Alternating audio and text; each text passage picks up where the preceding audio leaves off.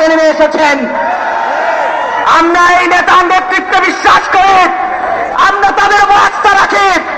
এই নেতৃত্বের হাত ধরে বাংলাদেশে নতুন রাজনৈতিক বন্দোবস্ত কায়েম হবে ইনশাআল্লাহ। আমাদের দেশের স্বাধীনতার সার্বভৌমত্ব রক্ষার্থে এই ব্রাহ্মণবাড়িয়াবাসী বারবার বিপ্লবী ভূমিকা রেখেছে। আমাদের স্মরণ আছে যখন জুলাই আগস্ট আন্দোলনে সারা দেশে আন্দোলন হচ্ছিল, পুরা দেশের মানুষ তাকিয়েছিল ব্রাহ্মণবাড়িয়ার দিকে। এই ব্রাহ্মণবাড়িয়াবাসী যখন নেমে এসেছে, বিশ্বরোধ যখন অবরোধ হয়ে গেছে, তখন ব্রাহ্মণবাড়িয়া সারা দেশকে অচল করে দিয়েছে।